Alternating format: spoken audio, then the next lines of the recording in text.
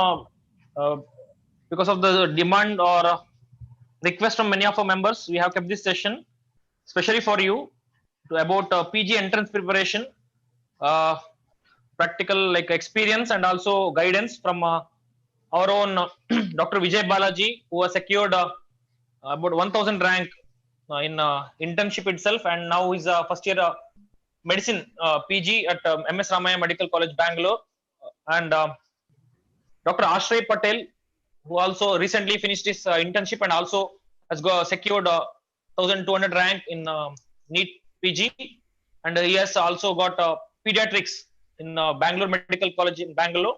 So welcome to both of you, both of our achievers. We are really proud of you both, and we request to guide others to reciprocate the same results or better results maybe. That's what our request from on behalf of all the members to Dr. Vijay Balaji and Dr. Ashray Patel.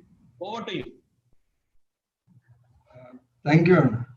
So today's session will be on entrance preparation.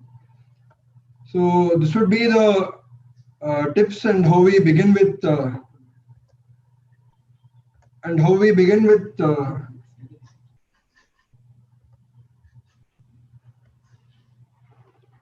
preparing for the entrance preparation. So the first thing is be clear with what your goal is.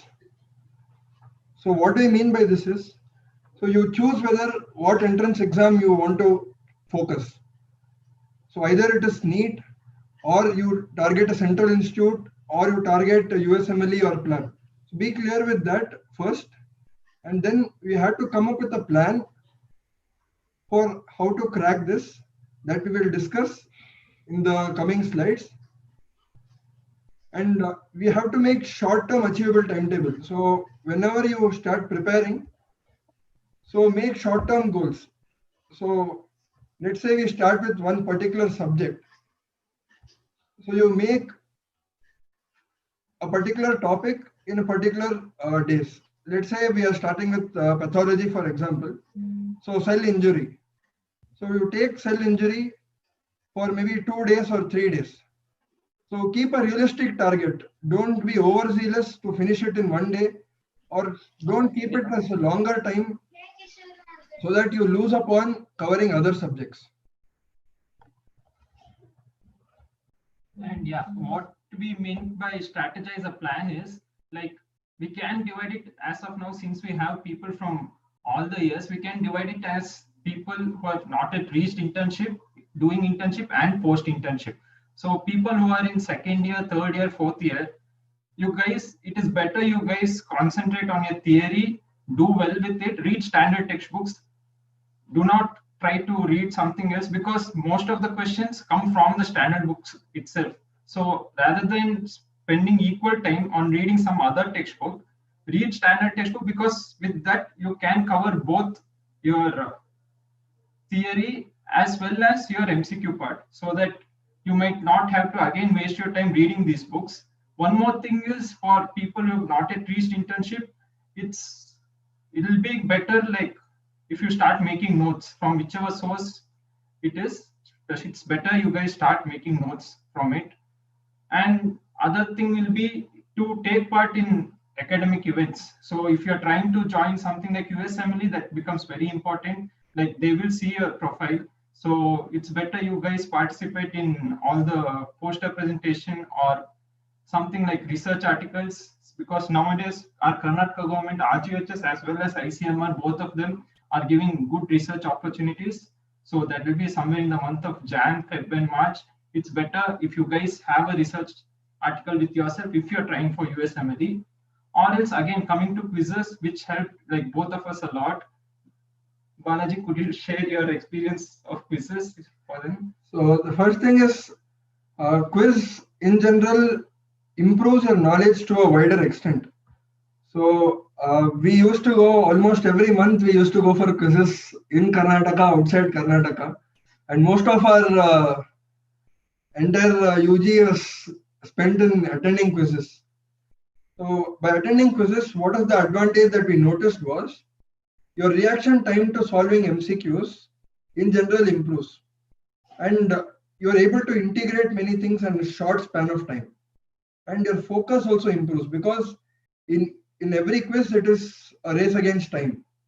So when you attend such quizzes, your decision making improves, and also it is fun. You enjoy your entire MBBS. You enjoy it a lot. You make new friends. So that is one part of quizzing.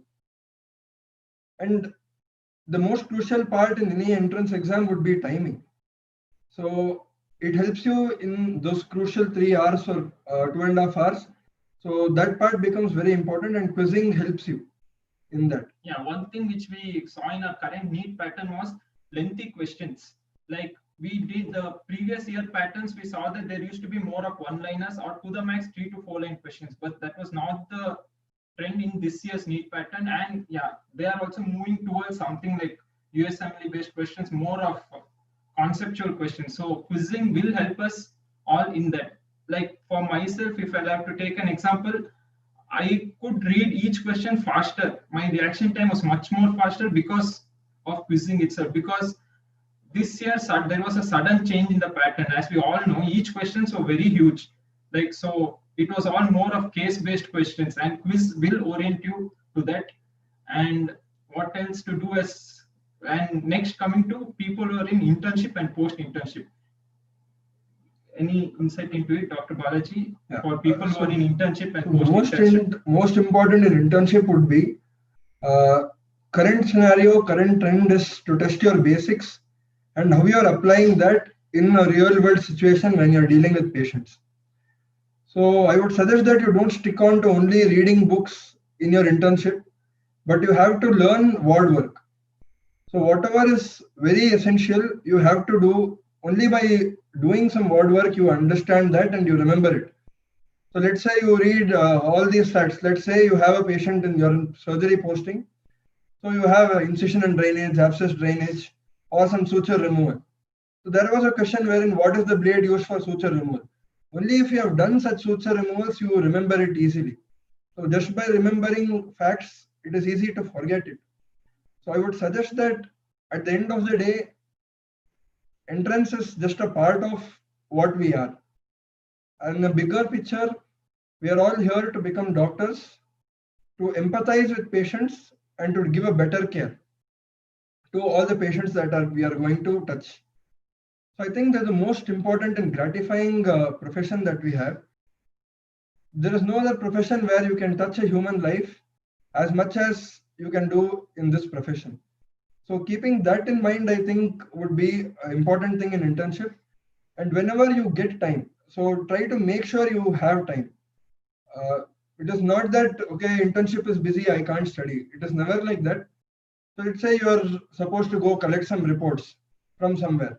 So on the way, you can just read up some facts, or you have a case that you are dealing with, you are treating some patient, read about that case in complete totality. How did we approach that case?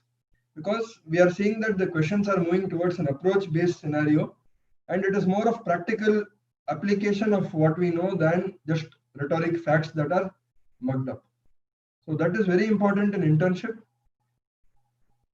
That is about internship. Post-interns, I would suggest that you have time with you. So you read everything in detail. You have advantage over interns that you have time with you. And there is a small glitch to internship and post-internship.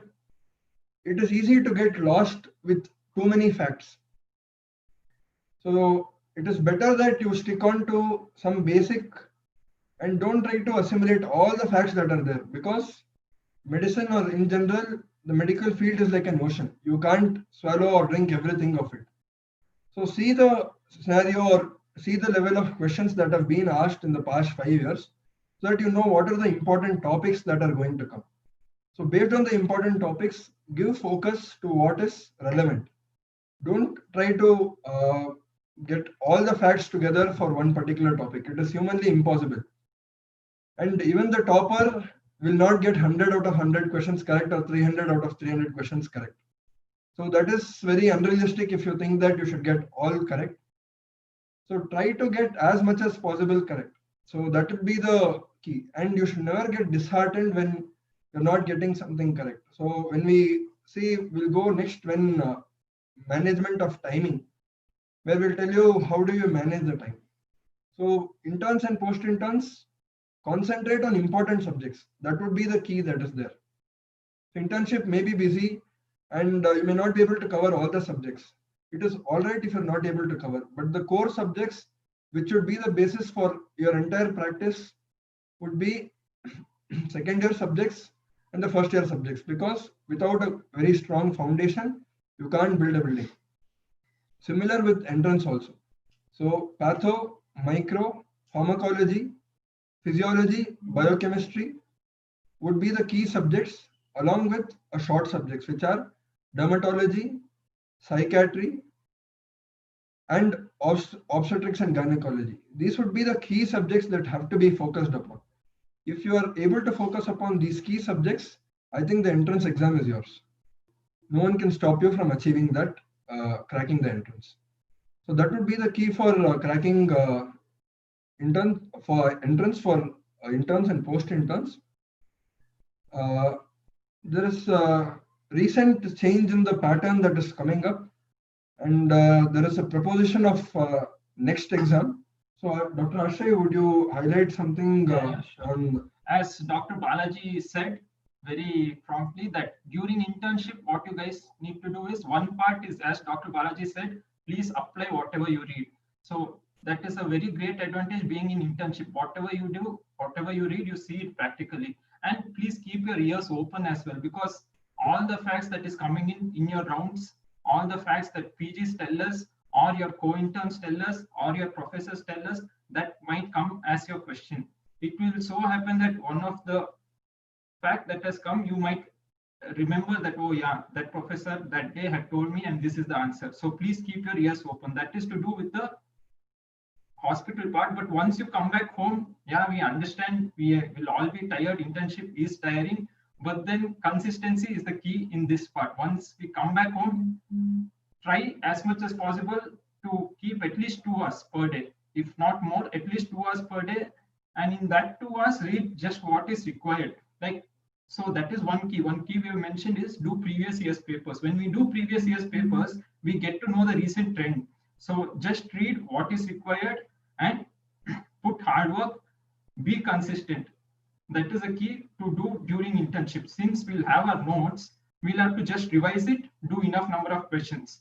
Revise it, do enough number of questions. And coming to post interns, as Dr. Balaji highlighted, you guys have enough number of time, but don't get lost. Since due to the lot of time, there is a tendency that we might read a lot and get lost. So, and yeah, this changing trends is not for the current batch. There is a proposition from next that, yeah, so this is the proposition by the Indian Medical Association. So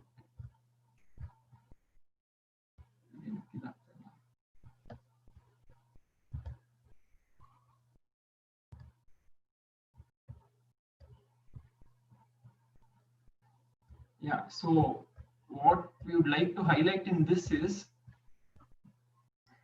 for the current third years. Is this visible? Is this PPT visible? The chat about next. Is that PDF visible to everyone?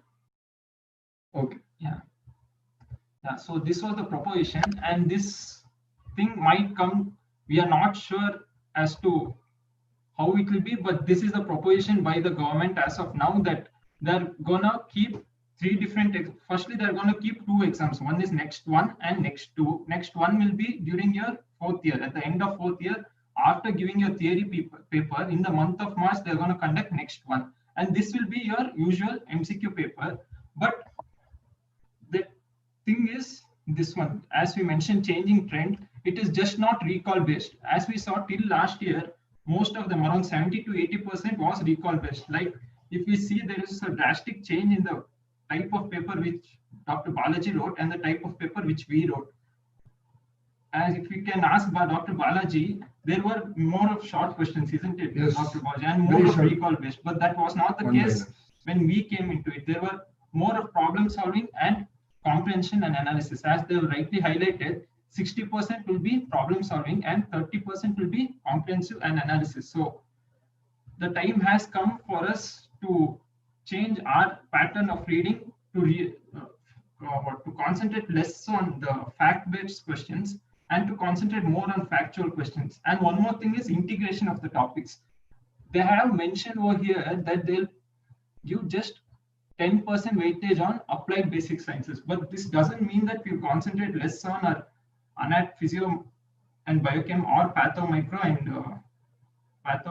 pharmac, because what happens is these questions, whatever it is, medicine, pediatrics, surgery, or any other allied subjects, what they tend to do is all the questions will be based on your second years. So that is called as integrated. So what they might do is they might put a histopathology question and they might ask you what is the treatment for this. So that becomes a surgery and medicine question, but it is based on your knowledge on how strong you are in basic sciences. So we cannot ignore basic sciences just by seeing that it is just 10% of the questions come from applied basic sciences. And one more change is next to. Since it is next to, again, it becomes very important during our internship to learn our basic skills.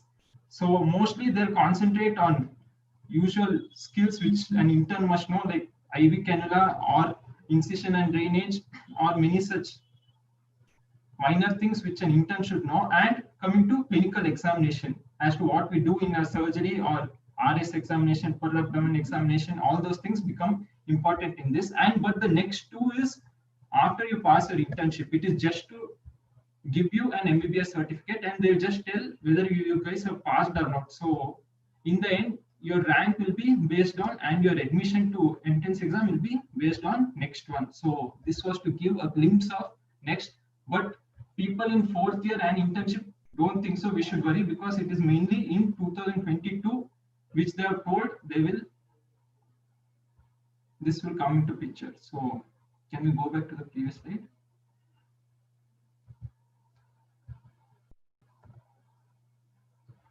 So we just made a model question to see how it could be. As we told, integration. Integration would be the key for any entrance.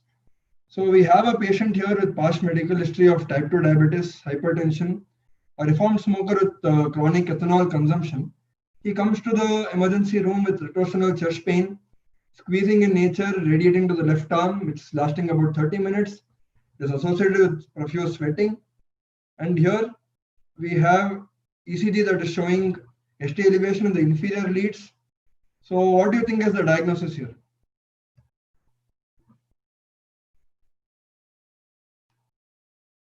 What do we think is the diagnosis? Yes. Yes. Excellent. So we all know it is MI. So since we know it is MI, so this is not what the question is going to be. So this is how it changes. So the patient was started with a dual antiplatelets. He was given an immediate dose of heparin and he was planned to be taken up to the cath lab for percutaneous intervention. So applying biochemistry here, how can we apply biochemistry here?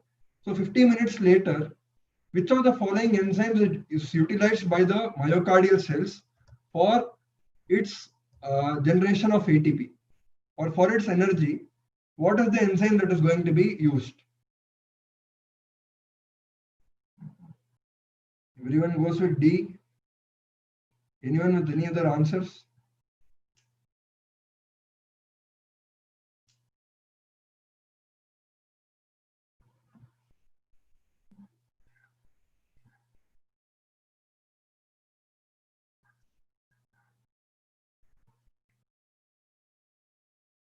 And yeah, one more thing to concentrate on, which we missed out, is from this year onwards, they are concentrating more on criteria as well.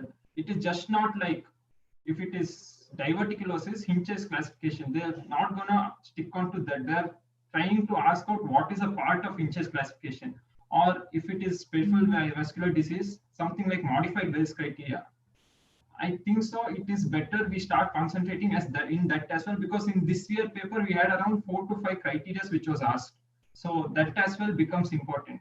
And even staging of carcinoma, they might either ask to stage, like they'll give the clinical features, they'll give the investigations, and they'll like tell us which stage it is in, T0, N1, M1, just something like that.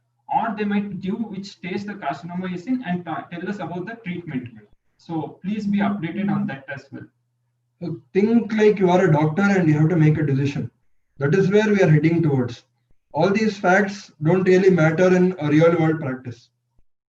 So here coming to this answer, we have mixed opinions between D and B. So what exactly are we looking at? So the electron transport chain requires oxygen as an electron acceptor. So once that is not there, the electron transport chain is knocked off. So the only way to generate ATP would be using substrate level phosphorylation. Substrate level phosphorylation glycolysis happens because of phosphoglycerate kinase. So that would be the answer.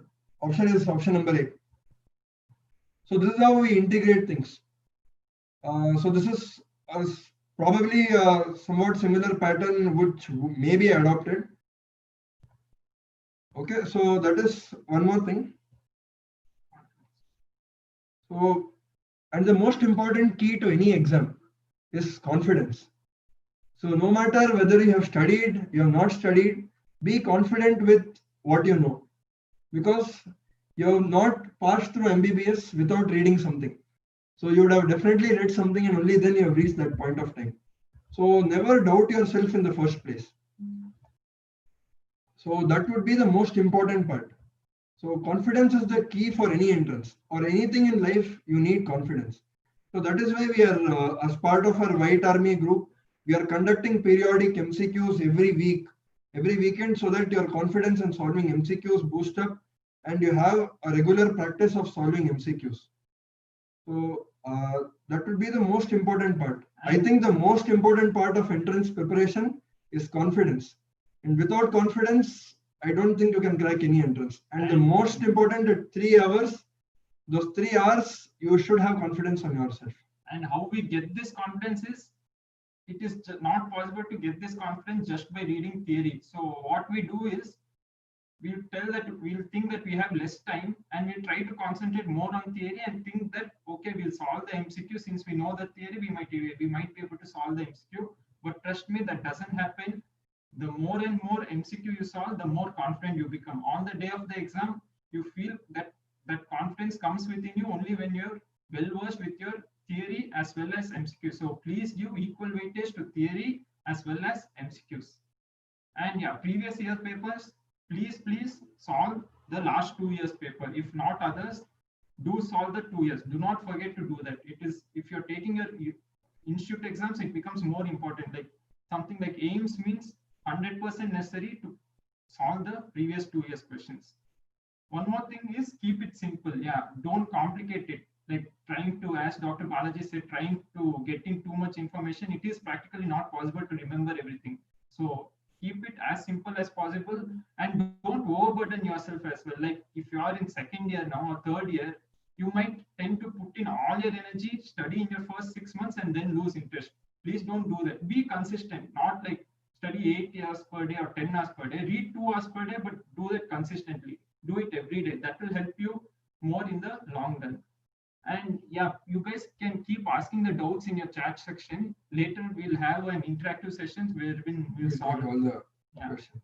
And how to deal with last few days of exam. That is the most important. Do not keep too much portions for the last few days of exam. Like last 7 days, I will revise the whole thing. No, that is also not possible. It becomes very, very difficult. And again, you'll end up burdening yourself. Treat every day from the last 1 month as your last exam day and try to start revising from the last month itself. Like whatever you've kept in the nutshell, like in the last few days of exam, I'm going to revise. Please do that from the last 1 month of your exam itself. So that will help in the long run. So like how, to give an example, how I divided myself was during the internship first 6 months, like around till September, I just went through all my notes. Then October and November did my first round of revision, and December kept for the last round of revision. So keep enough time for revision, keep enough time for your theory, and do not burden yourself in the end. And the last day of exam, yeah, as usual, please get good amount of sleep and eat well and then go. And do not sleep as well because it is during the lunch time. Right immediately after your lunch is the exam. So people who have tendency to sleep, please be awake. So Dr. Ashay, what did you think was the key for you to solve to get such a good rank? So was it the revision that played a vital role, or was it the preparation, or was it the last 3 hours? How your mindset was in those 3 hours? To this question, equal weightage on all the three. One is preparation, as I told, the first 6 months till September, I concentrated equally on solving the MCQs and theory. Like do one theory, like if it's upper GI bleed, read about upper GI bleed, solve MCQs on it, or some topic, do read the question and solve MCQ. So and kept short-term achievable timetable. One thing was like would have cared. Not that short-term achievable timetable doesn't mean that in one day I'm going to do this, because most of us might end up being busy in that day and not be able to solve and end up being frustrated. Instead of that, would have kept like for a longer term. Like for this week, I'm going to finish this much. If that was the case, like if I was busy on this day, the second day would have managed to compensate for this day. So in that way, it helped me.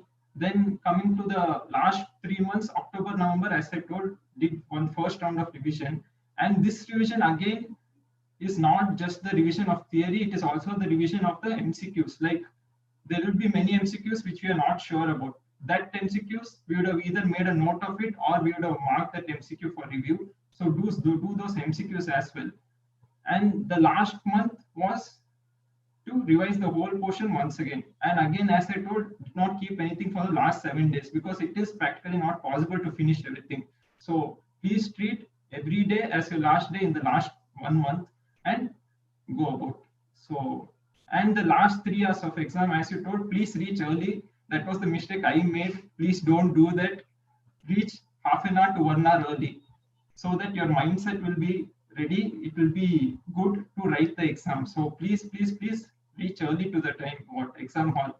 Since they'll open around 1.5 hours before the exam, please reach early. And during that, so how to solve the paper we'll discuss next. So we can do that.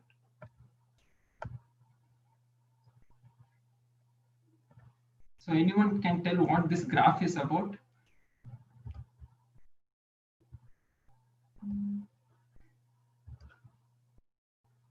Can you tell what exactly is it trying to depict? How much you retain? Yes. Perfect. Yeah. So this is very, very important. That is what Dr. Ashay was telling. Consistency is the key to solve entrance. So let's say you remember a fact. Let's say you're reading some particular topic. So 1 hour later, the retention is only about 44%. So this is how short-term or memory works. So to convert it into a long-term memory, a repeated reinforcement is required. That is where practicing weekly MCQs plays a role. So regularly practicing MCQs adds on to what you already know, and again it tries to bring back the retention to somewhere about 80%. It's not possible to remember 100% of what you read until and unless you have hyperthymesia or something where you remember every single data that you taken. So this is very important. And one more thing that I found useful was, let's say I read a particular topic in the morning, and don't go on for a very long time when you're reading. So let's say you start some particular topic, maybe around 45 minutes to 1 hour, because our attention span beyond 30 minutes is questionable. So take small breaks after about 1 hour. Maximum you can go up to 1 hour. Take some small break, about 5 to 10 minutes, and then get back again. And at the end of the day, whatever you have studied, try to just mentally go through it. So let's say I have a GI bleed. So let's say I have studied GI bleed.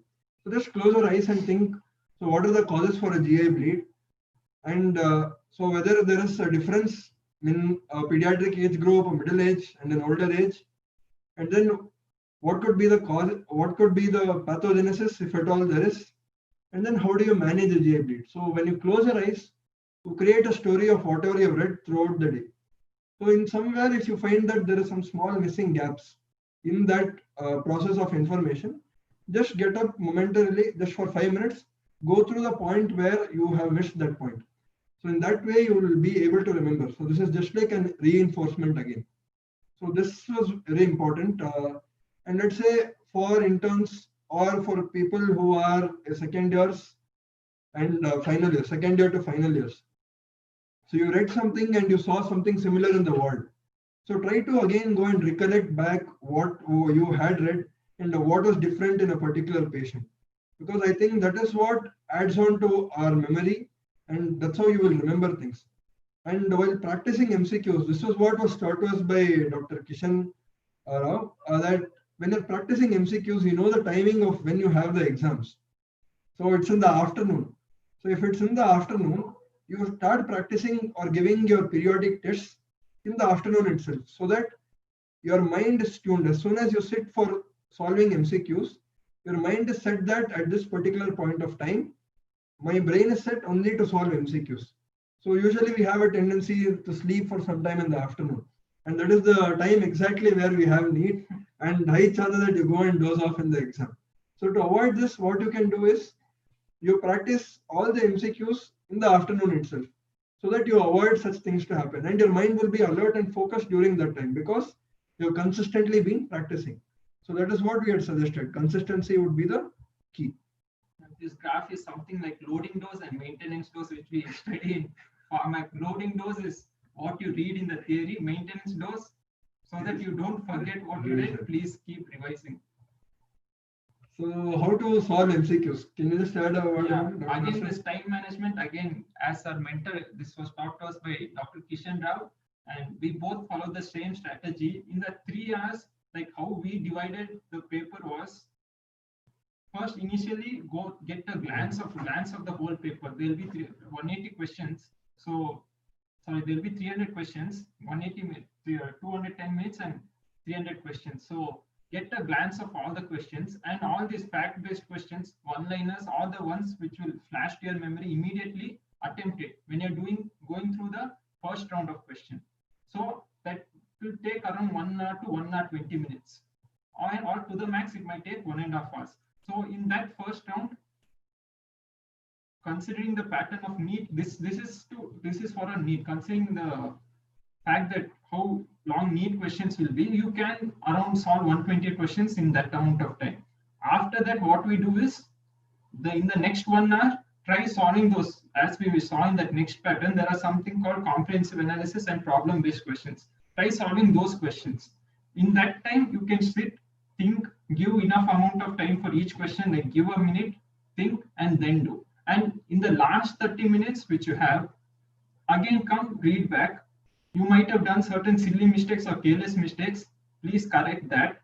And for those questions which you had left, like which you think you have no idea about, try to solve those questions. Now, since you've been consistently solving from the starting of the year, you guys will have an idea as to what can be the answer. So looking at the pattern of questions, you can easily rule out 2 options.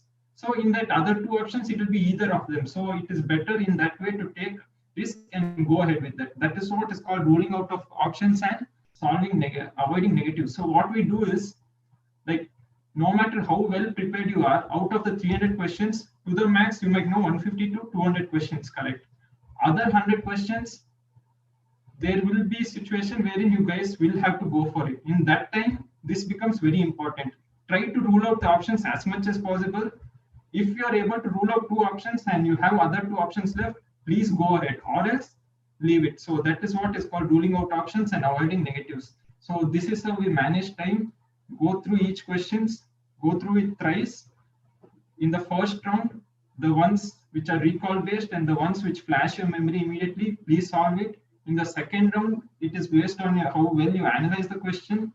Whichever questions require some amount of time, think and then solve. And in the last round, try to guess and get the answers right. So just if I may add some point to it. So exactly divide the whole paper into 3 parts, like Dr. Ashrey said.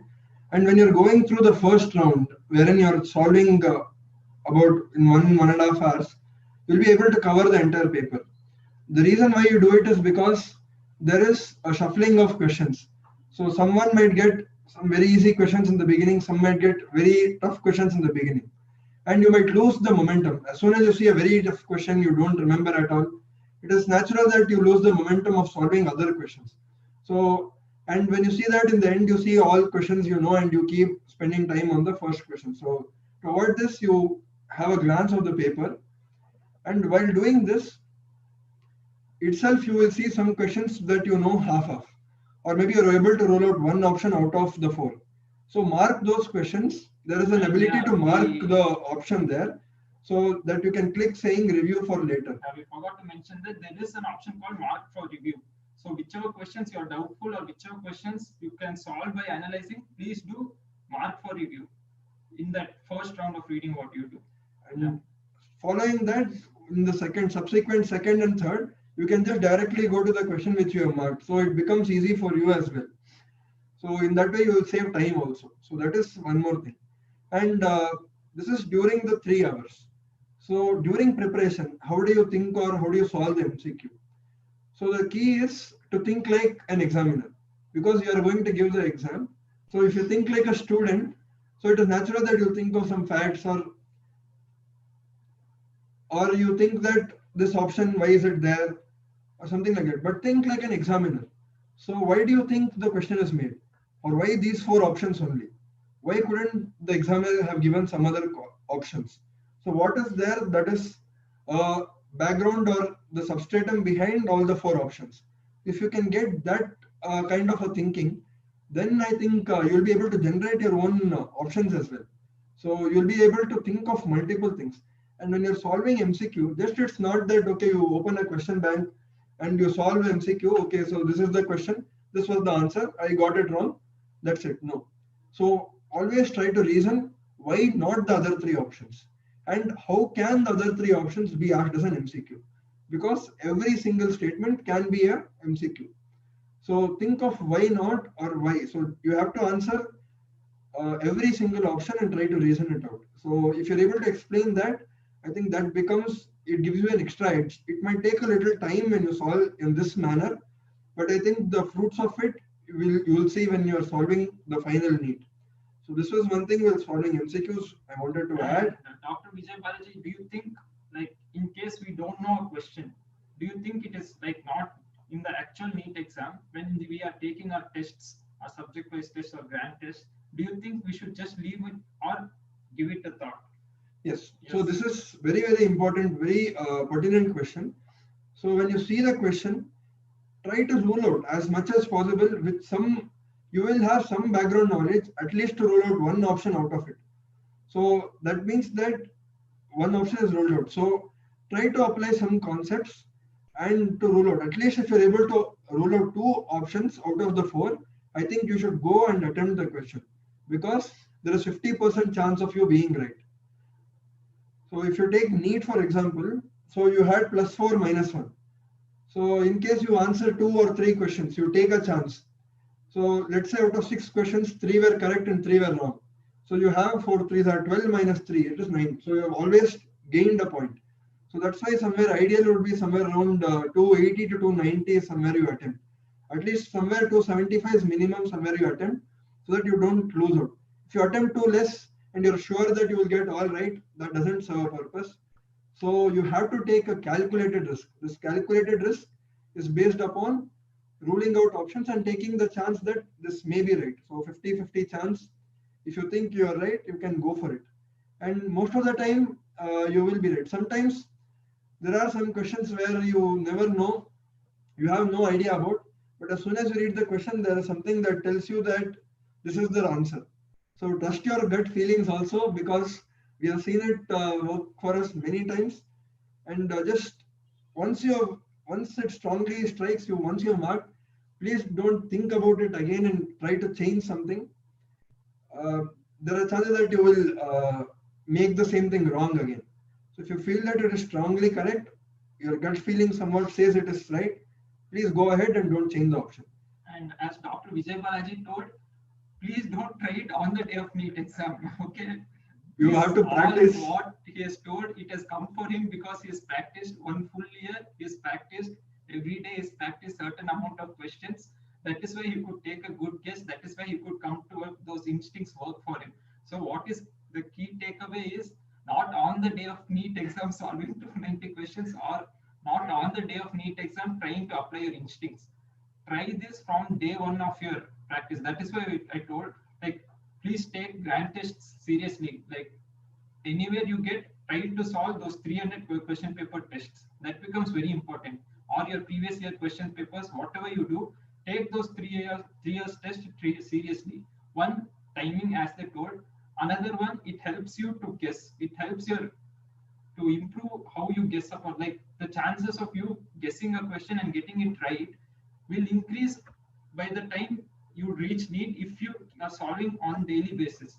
So the key is again consistency of not only reading, consistency on solving the questions as well. So what are the common mistakes that we make? So while preparing, so this is very common, which we also did during our preparation. So the first thing would be not solving enough MCQs.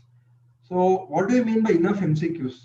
That means that you should have a fair idea of every particular topic and the important questions that are there in that particular topic. In any subjects, there are some things that have to be focused upon, that has to be done, and you should be well versed with them. So you have to solve those MCQs. And not solving enough tests, this is very, very important. So you can't say I'll read for this whole month and I'll give the test later. That doesn't work at all. Because you saw the curve, Ebbinghaus curve, wherein you read some topic, it will be added upon there. So that would be the key. So periodically you give. So that is why we are giving every weekend. We have MCQs that you can practice in our epignosis as part of our epignosis. And grand tests, please take them seriously. Think that those 300 questions and those 210 minutes are like an exact entrance exam that you are giving. Sit in an isolated place and preferably in the particular timing what would be the exam, if it is possible, if you have a freedom of time, or if you are an intern, then I would suggest whenever you have time. So let's say, okay, so I'm tired, so I won't do it. So I'll keep it for later. I'm very tired, I can't sit for 3 hours. Because it is not the knowledge or facts that matter, but it is sitting those 3 hours is what is the key. Beyond 1 or 2 hours, we are not used to sitting for 3 hours.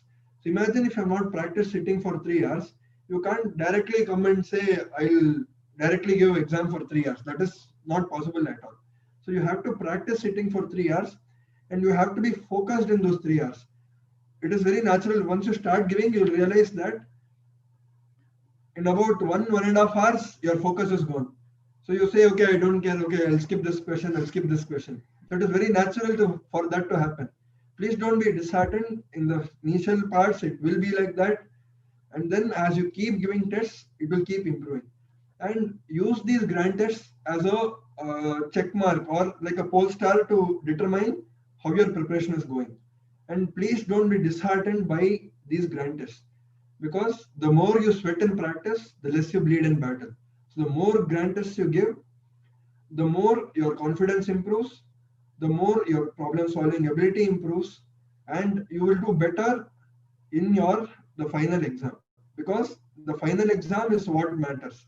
These grand tests help you to achieve that goal. So don't be very focused and frustrated that, oh, this exam I didn't do well, I do not know anything, I'm very dumb. Please don't think like that, because instead you change your thought process saying, okay, how can I improve? So there have been some lacunae in my preparation, or you feel that I've read everything, but then there are some other question that came up. And in these grand tests, it is very natural that you will get questions that you have not read about, because practically it is not possible to cover everything in the notes or in the lectures or wherever you are attending.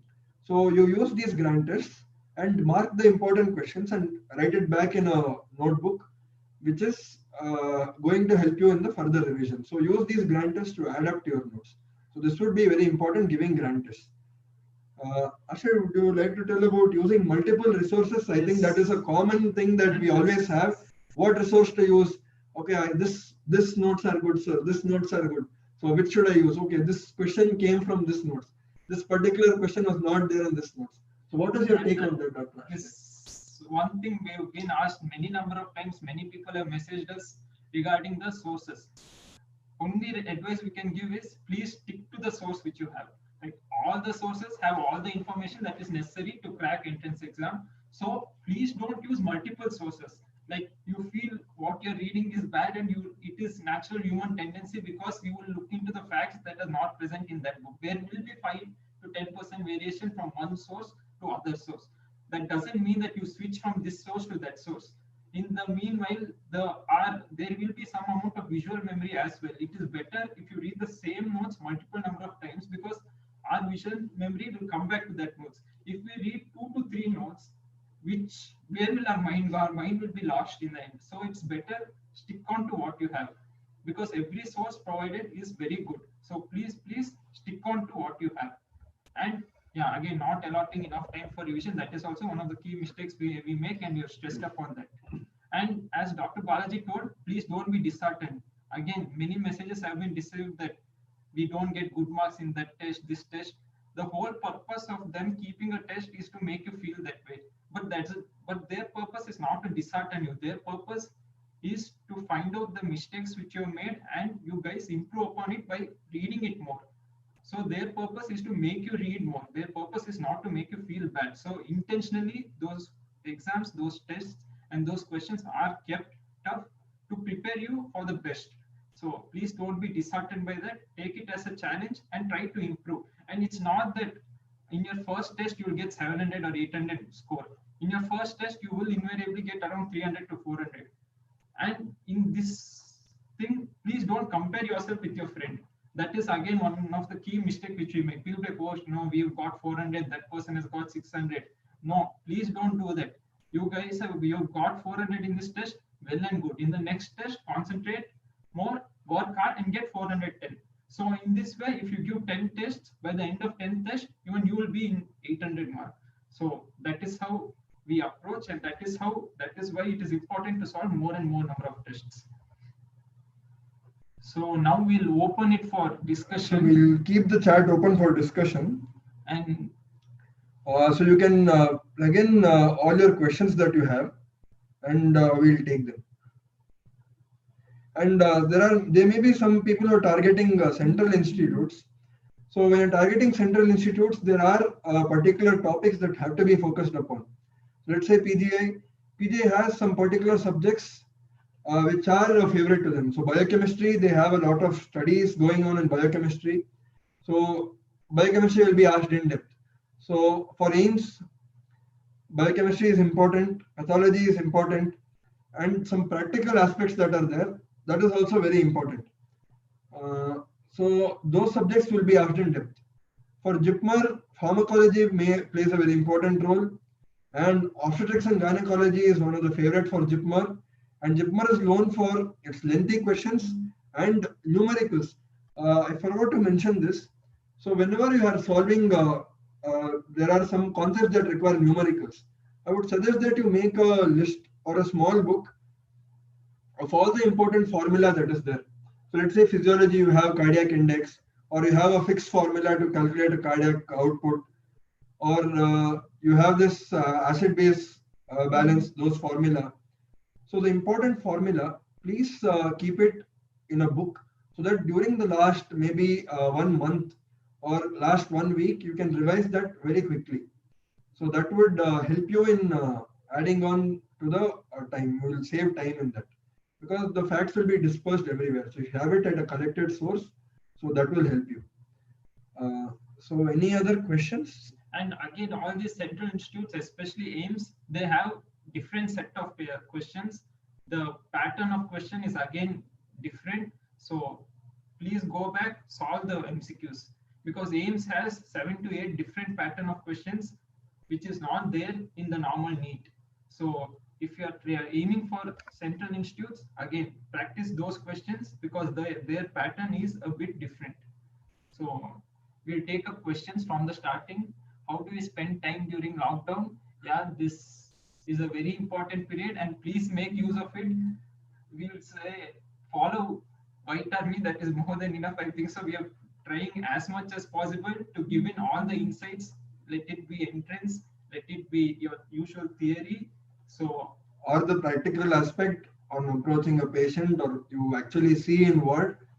So everything is covered. So we are integrating everything. That was the key that we are trying to get in this also. We are giving you an MCQ and we are conducting sessions by the mentors. They're experts in their field, so they are taking classes. So it will be an actual case presentation. So what we saw was the proposed next two, wherein you are being tested upon your clinical skills. So you're already being trained, you're having the opportunity. So I would request people to come up and present. So it's natural that when we present, only then you realize there are the subtleties to it. It may appear very easy when someone is presenting, but when you present it in your own, then you realize the importance of it. And interns and post interns, I think so. Internship is The key. and you guys are free also. So you guys are a very lucky batch. I don't think so that much caseload is there at present and in the past 3 months. So utilize in solving more and more MCQs and reading the notes and be consistent. Don't give up in between. So the And next, please don't get burnt out. That is one more thing. So if we are in final year and don't clear need, so we prepare for next. that yeah, again we ourselves are at a doubt in that. So all we can suggest now is the ones who have not yet reached internship, change your method of reading, because even if you write NEET or next, NEET in itself has changed its pattern. So concentrate less on facts, open up yourself to all the concepts, open up yourself to more and more case-based approach. Like we recently conducted our epignosis quiz. If you could have seen the questions over there, most of it was case-based. Like we give a clinical scenario and then we ask what to do with the patient, or we give a clinical scenario and then we ask what is a complication. So those are the questions which will be coming in our future things. So please change the method you guys read so that we can give that advice as of now. There is one more question. If the current fourth year students are not satisfied with the rank and want to take the exam in 2022, Same question. so it is a repetition of what was there. How should a third year student prepare? Focus more on theory or MCQs also? So I think we had answered this also. Should be a balance. You should always strike a balance. Too much of theory, too much of MCQs, it doesn't help. So the theory should be applied. So whatever knowledge is there has to come out and be applied, because without application there is no point with the knowledge that you have gained. Okay. So NIMANS preparation is a completely different ball game. So you have to be good in the general preparation. The normal preparation holds as good, but the extra point would be to focus on neuro related stuff like neuroanatomy, neurophysiology. Biochemistry is relevant to the neurology part, like let's say how the signaling works on amyloid protein deposition, or gamma secretase, beta secretase, how they work. So common things like that.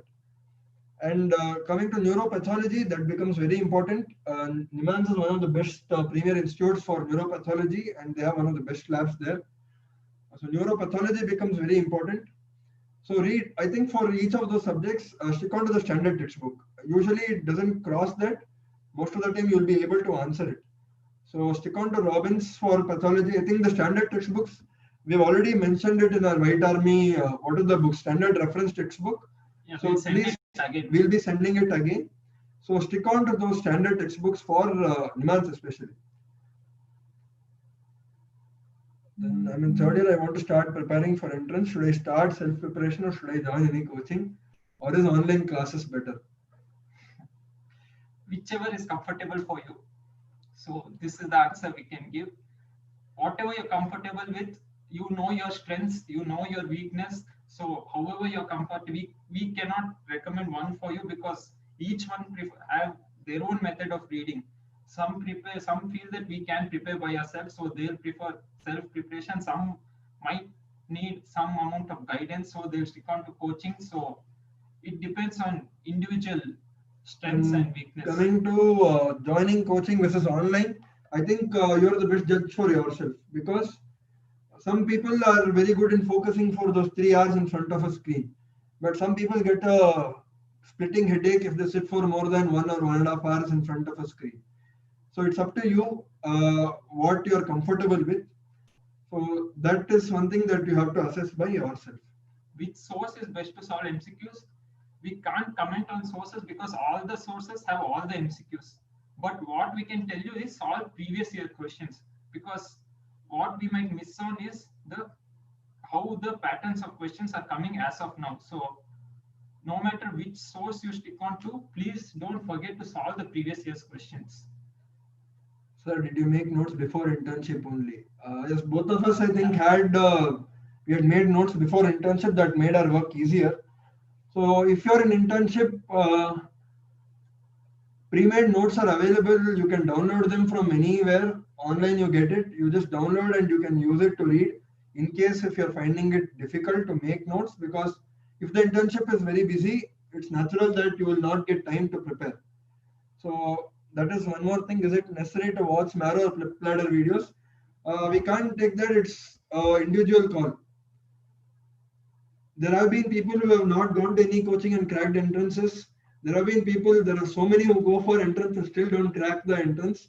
So it is not about watching video, it's about how consistent you are with all the resources. Everyone is open to all the resources you have. But then how you use the resources is what brings you the rank. So it is not what resource you use, it is how you prepare. That is what makes the difference. All the sources give equal and good information.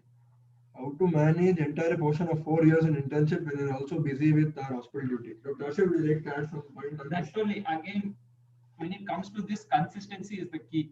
Like, it is not how much you read, it is what you read. As we already mentioned, one is to keep the whole thing simple. Don't make it complicated. Like, as and when we solve MCQs, we get to know the topic of interest of the examiners. So one thing, concentrate on that. Don't waste time reading what is not required. Second thing, be consistent. Read every day for 2 hours. So at least 2 to 3 hours of reading every day is required. Understand few days might go off in night duty.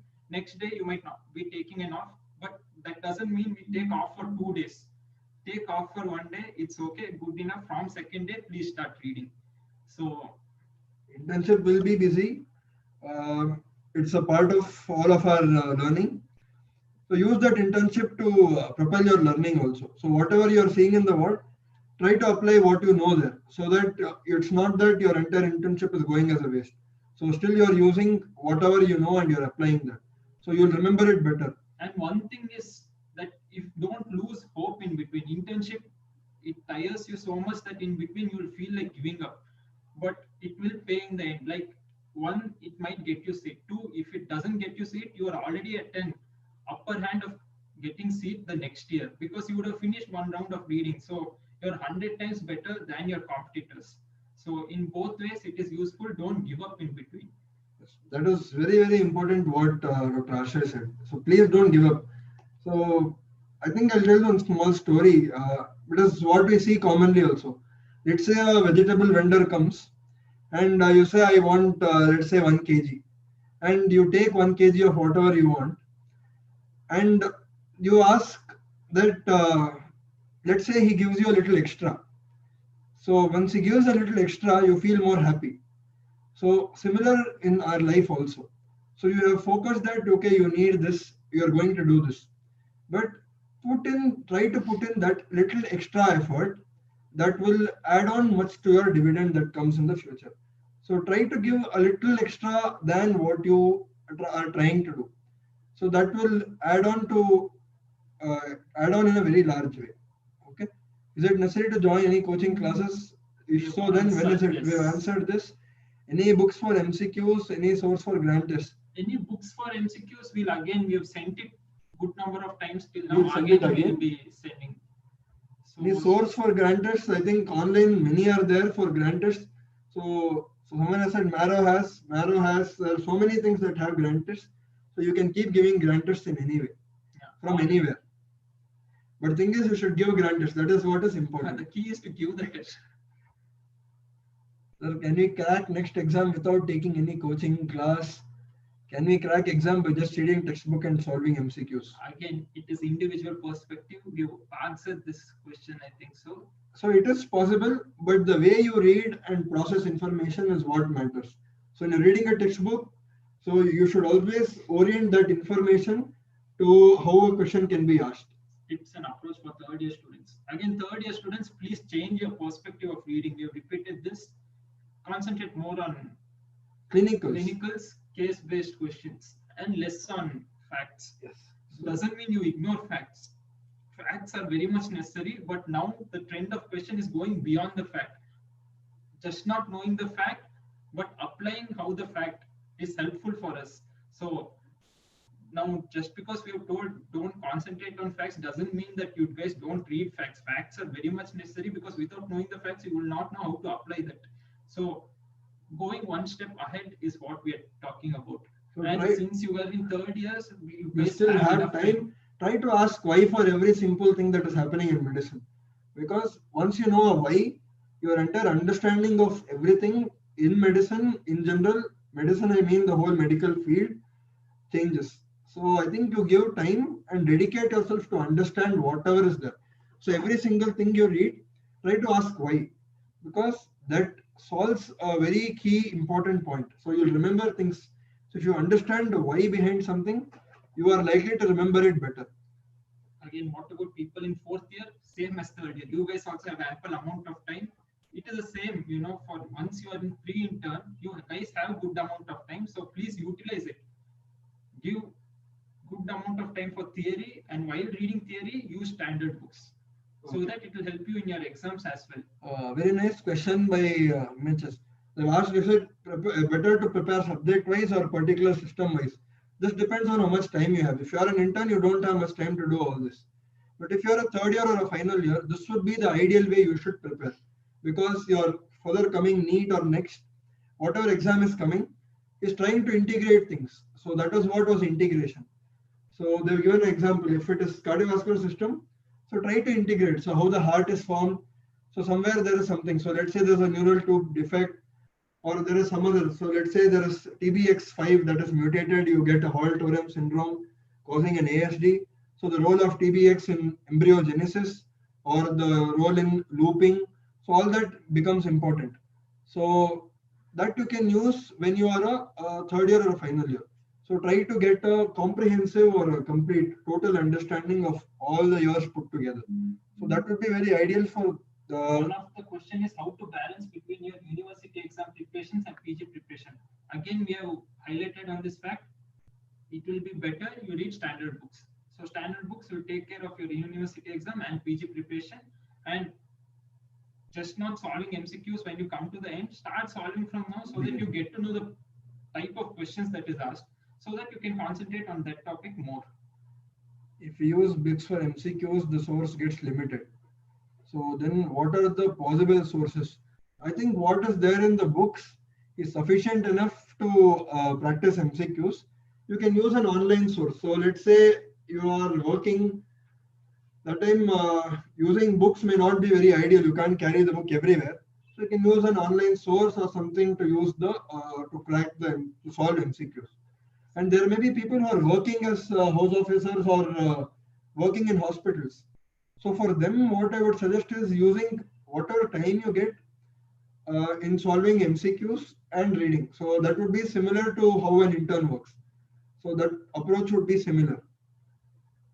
Sir, what about NIMANS? Will it be conducted or not when next one? So we are not really sure of it. As of now, no one knows. Even government themselves are not sure of it, so we can't take a call on that. But whatever we showed you was just a glimpse of next, how it is going to be.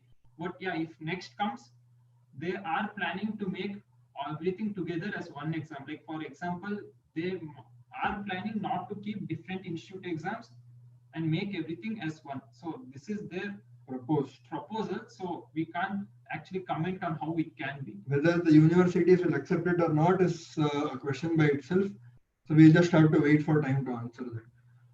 Will there be repeats in central exams too? Even next we'll have new questions, and this coaching focuses only on repeats.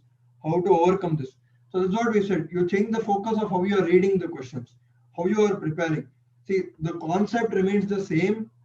The inflammation is going to remain the same, whether it is NEET, NEXT, AIMS, PGI, JIPMER, that doesn't change at all.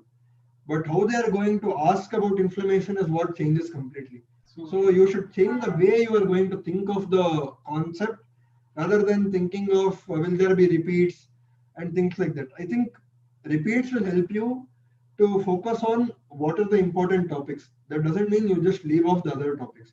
So you should know, you should be knowledgeable in everything, but a little more extra knowledgeable about things that are commonly asked. And one thing about repeats is, like, they'll go a step ahead each and every time. So if they repeated the question, doesn't mean that they'll repeat the same question again. If there are 4 options, they'll try to ask from the whichever option is right, they'll leave out and they'll try to ask from the other 3 options.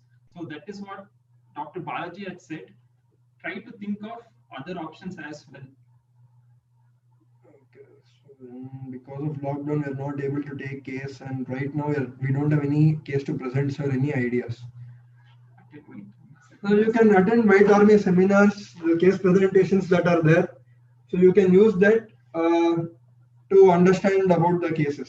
And we are getting in all the external examiners who are going to come to you only. So what questions are they asking are the questions that will be asked in your exams. Also. So please, we'll ask you to take those sessions seriously.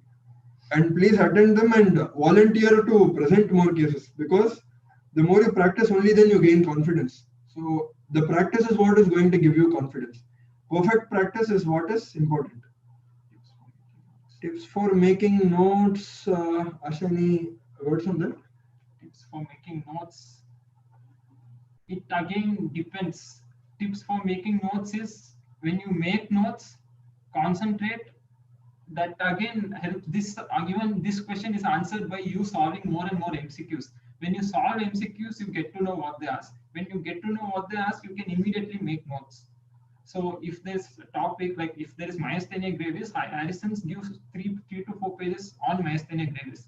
You can't really remember, even a medicine resident might not be able to remember all the 3 to 4 notes. So what do medicine residents do? They'll cut off some part and they'll read only what they require.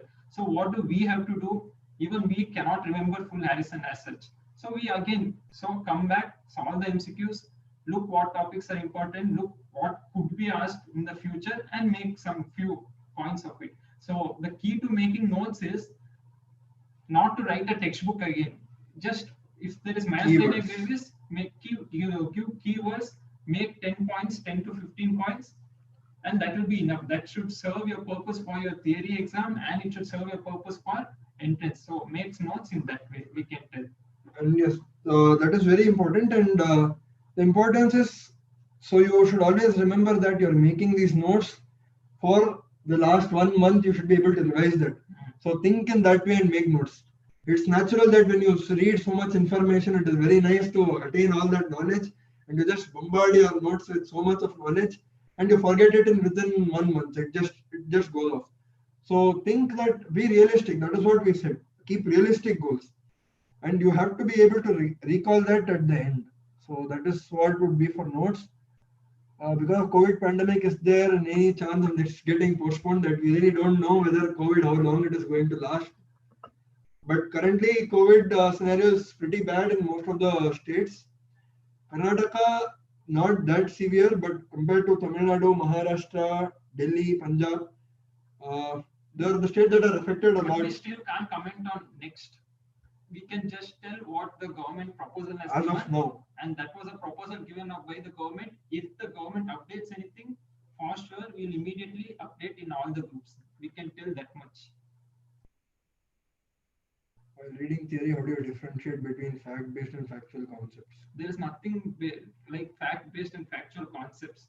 Just now we mentioned that it is more of, this year NEET as well hardly contain 10% of facts. So you need to know facts, and you need to know how to apply those facts. So there is not, now there won't exist a difference between fact-based and factual concepts, I think so. Once you know what the fact is, there won't be difference between fact and concepts. Just mugging up the word won't help. Know what the meaning behind that word is. Yeah, so that's what we said. You should know the why behind how a fact was generated. Yeah. Okay, so sometimes making notes take a lot of time.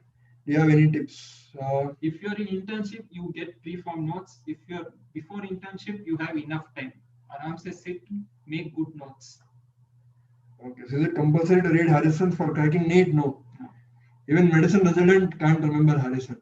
So what you read from Harrison becomes important, and no matter if you choose even any other source, choose it wisely and read it wisely. Sir, I'm an average student. there is nothing like average student or above average students. All the students Everyone are has to equal. solve MCQs. Yeah, all the students are equal. Once you enter internship, you realize that everyone doesn't are in the matter. same boat. Everyone has to go through the tedious amount of reading and solving MCQs. So the more amount you spend on reading and solving MCQs, the better you become. How many?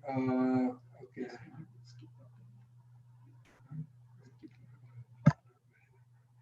The present fourth year batch is not having next exam, but if a rank is not that good, See, again, please we really don't ask know. Don't ask about things that are coming in the future that no one is sure about. We have all we can tell is what the government has told till now. So, and all we can tell is please change the approach. So that's all we can comment on. Someone has asked, sir, we might have asked written notes, but how to access to updating guidelines. So I think updating guidelines and the latest, I don't think is that relevant for NEET exam or AIMS or PGA, because you are not expected to treat a patient. That comes in once you are a resident in that particular field. I think the basic should be clear whichever subject you are in. So even if it is the latest part, it will be only one question. And moreover, the updates in the last 1 month, you get many resources. And don't concentrate too much on updates, because by concentrating too much on updates, you might lose on update to the max can come for 1 mark. Sorry, not 1 mark, 1 or 2 questions. Third year students should buy review books now. Will it be outdated by the time we reach internship? So I think giving grant tests is what is very important. So you have to give grant tests regardless of whether it is outdated information or not. And I don't think in 2 years you get so much of information that it gets outdated. Yeah, again, in those 2 years, whichever questions newly has been asked, that will again be available everywhere online. Please do solve it. That much we can tell you. What about UPSC, CMS? UPSC and CMS, we have Dr. Kishan sir. He is.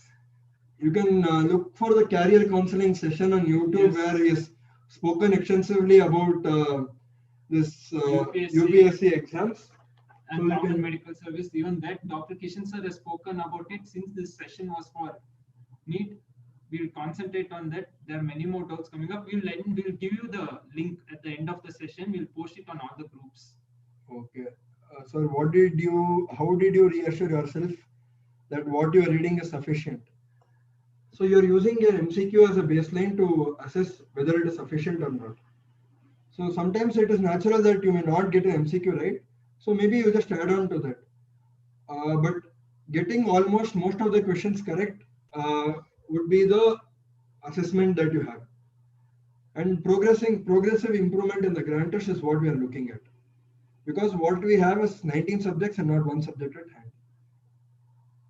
Important for new university, not for the entrance.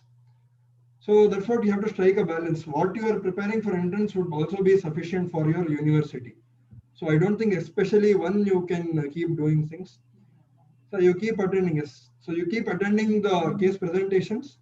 Yes, that's been answered. Or if you have not used standard textbooks, See, if you have not used standard textbooks, all we can tell is people who are gonna read, please refer standard books. otherwise you can use notes and solve the MCQs. If you have not used also, there's nothing to worry as such. Any particular way for final year students to read Harrison? I don't think you should read Harrison completely. Just focus on the important points, so important topics. In neurology, some 3-4 topics important. Focus on that. How do we remember new drugs? Again, please don't waste your time so much as to we have to remember new drugs, because in the end those new drugs might not be asked. Even if they ask, they might ask to the max 1 or 2 drugs, which doesn't matter at all. which because none of them will know. Like if 100 people give to the 100% Maximum- sure that only 2 might know or 3 might know. So you will have to compete with other 97 people. So concentrate on getting other things right. Concentrate on getting basics right. That is what we meant by keep it simple. Don't try to Get every knowledge. stress yourself by not like there are something like forensic medicine sections. So there are around 100 sections which are important. So we are not telling please don't read. We are telling read it, but don't stress yourself so much that you are not giving enough time for other things. Important topics from Harrison for final year students. So it would be a system wise that we have to take in. So what is commonly seen is what would be important. So in neurology, you see stroke, You're seeing myopathies, you see neurovascular junction disorders. Like, I think we can give it to you. We'll just send it a message across. Basically, what we can tell is whatever theory questions has been asked to you are the important topics. And as you are well aware of the theory questions, those are the important topics. In final year, is it recommended to make notes for previous years if any subject left out in final year, or should we focus on fourth year only? If you can finish your fourth year subjects, if you're confident on it, then please get back to the previous years. Yeah, that is the advice we can give.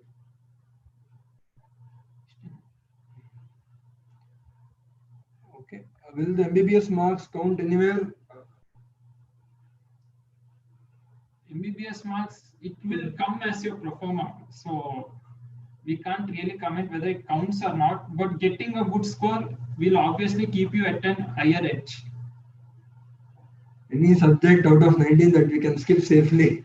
I don't think any subject can be skipped.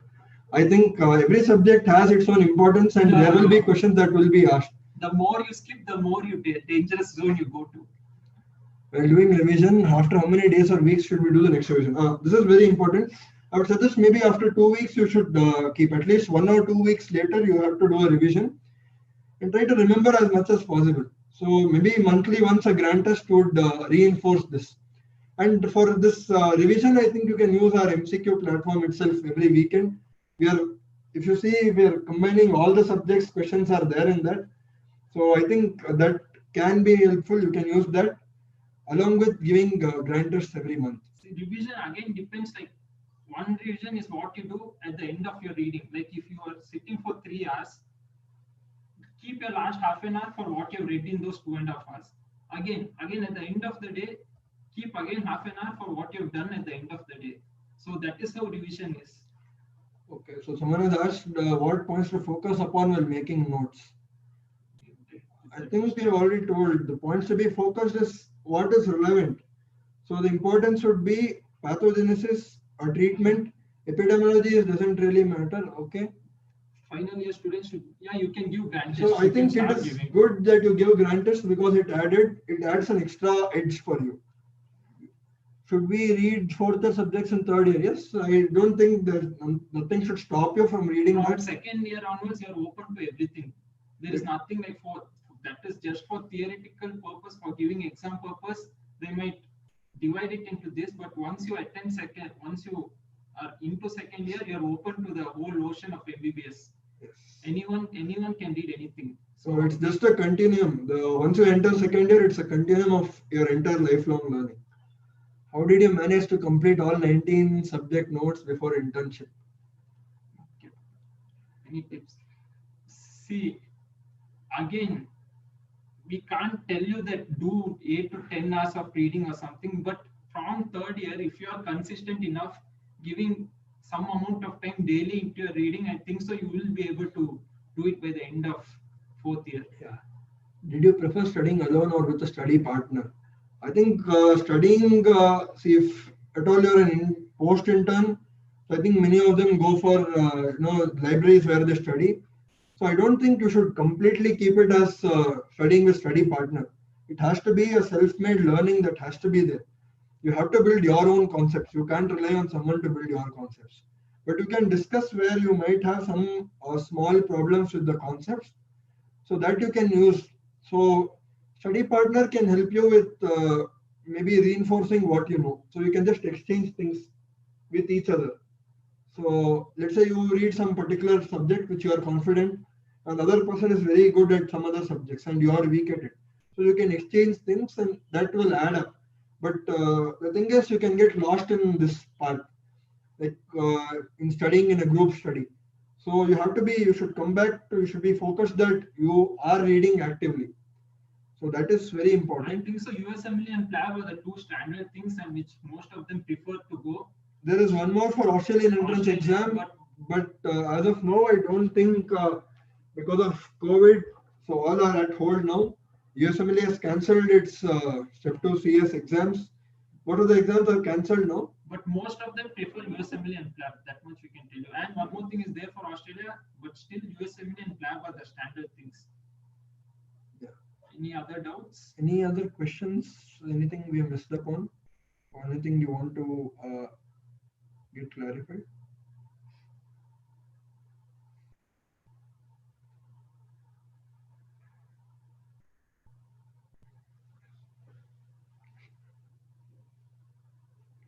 And yeah, please do use our resources wisely, because we are working very hard for your improvement. So everything we put in are useful either for your theory or for your entrance exam point of view, and we are trying to get the comprehensive approach.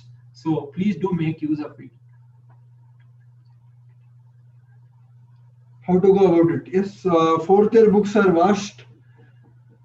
So we don't say you have to stick on to the gold standard textbook for that particular subject. So you can use it as a reference.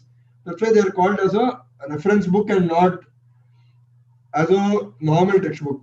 There are people who do read Harrison, who read other textbooks, but you have to be selective in reading that as well. Okay, and please use our Epignosis. You can use that. And all the resources are there. The entire Epignosis quiz is there, and all the previous sessions are there, and all the video sessions are being uploaded on YouTube. So you can take time and you're using this. Do you remember grading of tumors?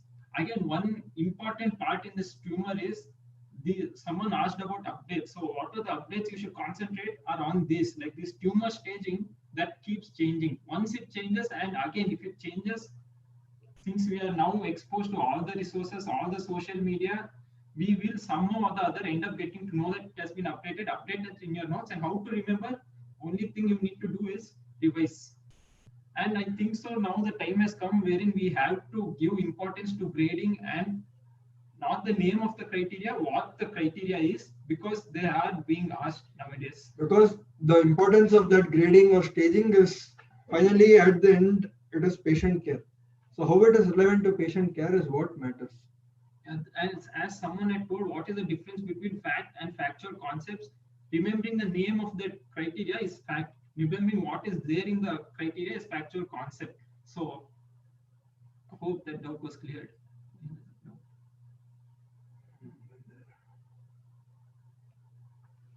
As we read over a period of time, we tend to forget the concept or pathogenesis and remember only the end result, what to do, sir. So this is what we said, periodic revisions. So consistency and revision is the key for anything in life, not just MCQs or solving entrance. Should we complete few subjects and then start with grand tests, or start giving grand tests? Start, yeah. Again, one more common mistake made is you guys will be like, okay, we tend to do it because we are not confident on other subjects, and grand tests tend to ask from all the subjects. We'll not give grand tests. No, that is a very wrong thing which we do. From day one, start giving grand tests. You know or you don't know, it's fine. If you don't know, try to guess. If you know, well and good. Try to guess again doesn't mean that you'll blindly answer something. Slowly try to rule out, dissect that question, and then solve it.